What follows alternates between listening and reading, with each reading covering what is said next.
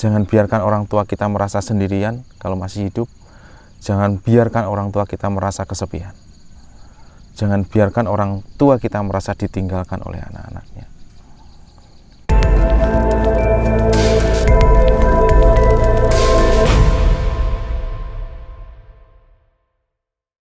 Assalamualaikum warahmatullahi wabarakatuh. Apa kabar Sobat Mr. J dimanapun Anda berada. Kembali lagi dengan saya Mr. J.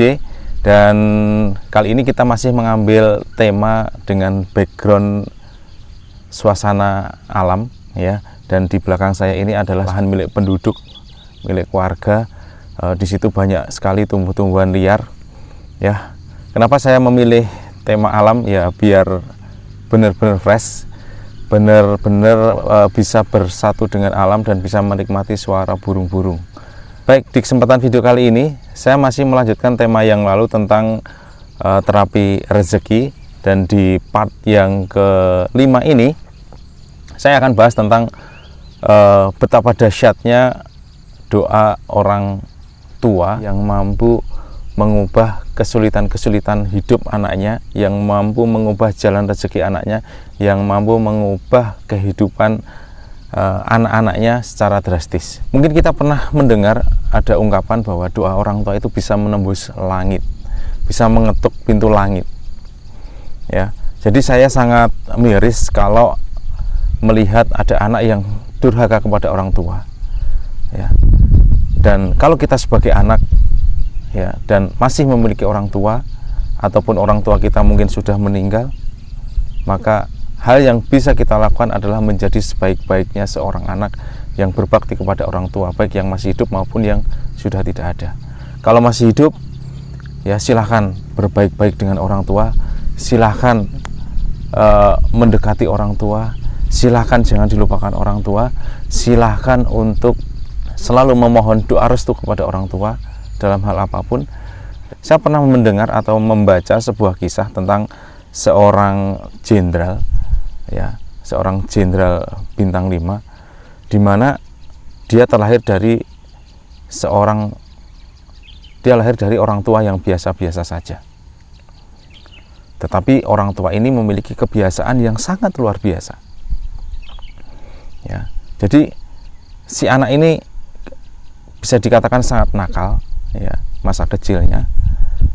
Tetapi ketika dia melakukan kesalahan, apa yang dilakukan oleh orang tuanya? Dia selalu mendoakan, meskipun dengan nada yang kesal, sang orang tua selalu mendoakan,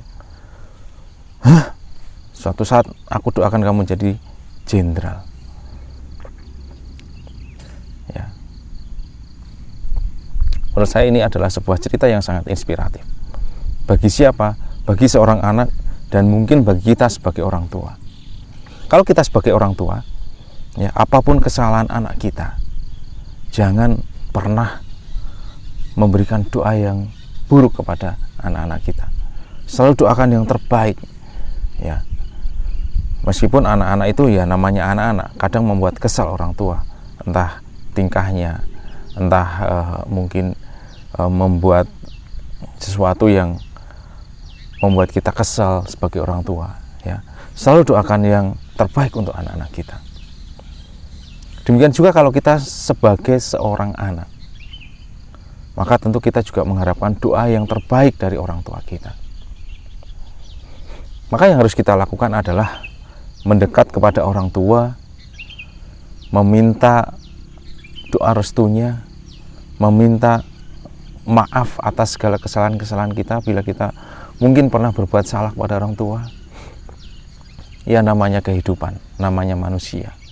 Siapa sih yang tidak pernah berbuat salah? Kalau kita sebagai anak mungkin tanpa kita sadari kita pernah menyakiti hati orang tua. Entah dari percakapan, entah dari ucapan, entah dari tindakan kita, atau mungkin dari hal-hal yang membuat orang tua kita tidak berkenan kepada kita. Sehingga hal itu bisa menjadikan terhambatnya atau sulitnya rezeki kepada kita.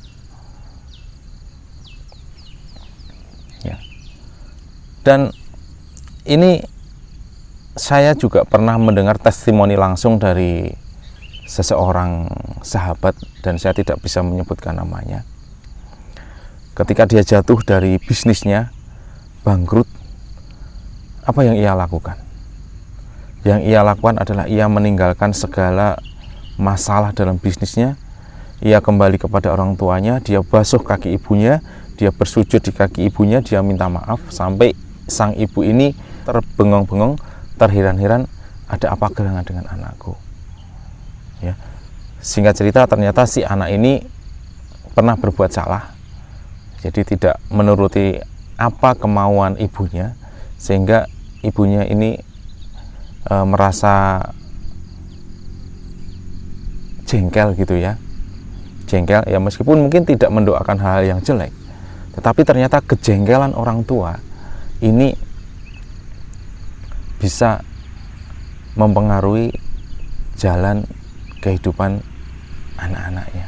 Apa yang dipetik dari kisah-kisah tersebut? Betapa dahsyat pengaruh kekuatan doa orang tua terhadap nasib anaknya, terhadap jalan rezeki anaknya. Jadi buat Sobat Mr. J yang saat ini juga ingin mencoba melaksanakan praktek terapi rezeki, mendekat kepada orang tua, meminta maaf kepada orang tua, meminta doa restu kepada orang tua, ya, dan berbuat baiklah kepada orang tua. Kalau saat ini masih punya orang tua, segeralah mendekat kepada orang tua, baik-baiklah kepada orang tua Anda, berikan yang terbaik, berikan servis yang terbaik kepada orang tua kita. Ya, kalau saat ini posisi jauh, jangan lupa untuk menelpon. Jangan biarkan orang tua kita merasa sendirian kalau masih hidup. Jangan biarkan orang tua kita merasa kesepian. Jangan biarkan orang tua kita merasa ditinggalkan oleh anak-anaknya. Mungkin itu saja sedikit inspirasi dari saya. Semoga dengan keterbatasan saya yang baik dari cara ngomong saya atau cara penyampaian saya yang kurang berkenan untuk Anda semua, saya minta maaf. Sampai ketemu lagi di video-video berikutnya. Semoga menginspirasi dan bermanfaat. Salam bangkit dan bermartabat.